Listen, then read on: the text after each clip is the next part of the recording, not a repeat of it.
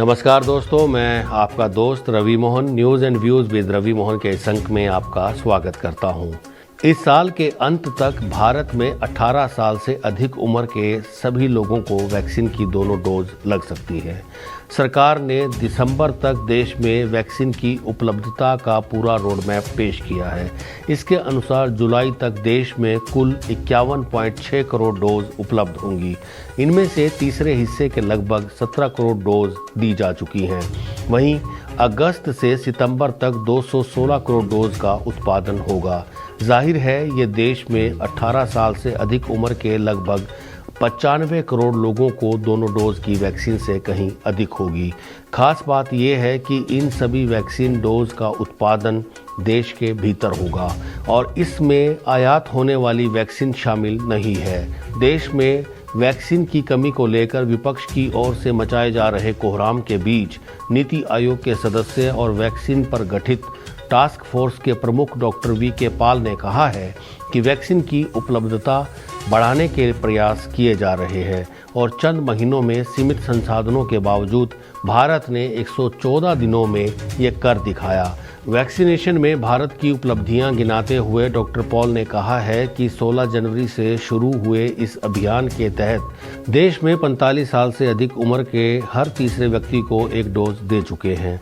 देश में 45 साल से अधिक उम्र के लोगों की संख्या लगभग 34 करोड़ है।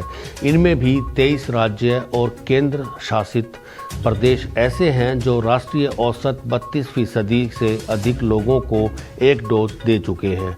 कोरोना से मौत के आंकड़ों को देखें तो इससे मरने वालों में 88% इसी आयु वर्ग से आते हैं। इससे कोरोना की दूसरी लहर में इस आयु वर्ग में होने वाली मौतों को रोकने में सफलता मिली है। देश में वैक्सीन की उपलब्धता और भविष्य के रोडमैप की जानकारी देते हुए डॉक्टर पॉल ने कहा कि भारत सरकार अभी तक 35.6 करोड़ डोज का ऑर्डर दे चुकी है, जिनमें 27.6 करोड़ डोज कोविशील्ड और 8 करोड़ डोज कोवैक्सीन की है। जुलाई तक इन सारी डोज की आपूर्ति हो जाएगी। राज्यों और निजी क्षेत्र ने भी जुलाई तक के लिए कोविशील्ड और कोवैक्सीन की 16 करोड़ डोज का ऑर्डर दिया है। दोनों को जोड़ दें तो जुलाई तक कुल 51.6 करोड़ डोज उपलब्ध होंगी। डॉक्टर पॉल के अनुसार अगस्त के बाद देश में वैक्सीन की किल्लत पूरी तरह से दूर हो जाएगी। सिर्फ सीरम इंस्टीट्यूट अगस्त से दिसंबर के बीच हर महीने औसतन 15 करोड़ के हिसाब से कोविशील्ड की 75 करोड़ डोज की आपूर्ति करेगा। इसी दौरान भारत बायोटेक भी प्रति महीने 11 करोड़ डोज के हिसाब से कोवैक्सीन की 55 करोड़ डोज की आपूर्ति करेगी। यानी मौजूदा दोनों वैक्सीन की 130 करोड़ डोज उपलब्ध होगी। इसके अलावा स्पुतनिक वी भी भारत में आ चुकी है और अगले हफ्ते से सीमित मात्रा में आयातित डोज बाजार में मिलने लगेगी। स्पुतनिक वी भारत में वैक्सीन उत्पादन की तैयारी में है और जुलाई से उसका उत्पादन भी शुरू हो जाएगा। स्पुतनिक वी की भी अगस्त से सितंबर के बीच 15.6 करोड़ डोज बनेगी। देश के शीर्ष दवा नियामक ने भारत बायोटेक को कोवैक्सीन का 2 से 18 वर्ष के बच्चों पर दूसरे और तीसरे चरण के क्लिनिकल ट्रायल को मंजूरी दे दी है। केंद्रीय स्वास्थ्य मंत्रालय ने यह जानकारी दी। भारतीय बायोटेक देश के विभिन्न केंद्रों पर जल्द 525 वॉलंटियर्स पर यह परीक्षण शुरू करेगी।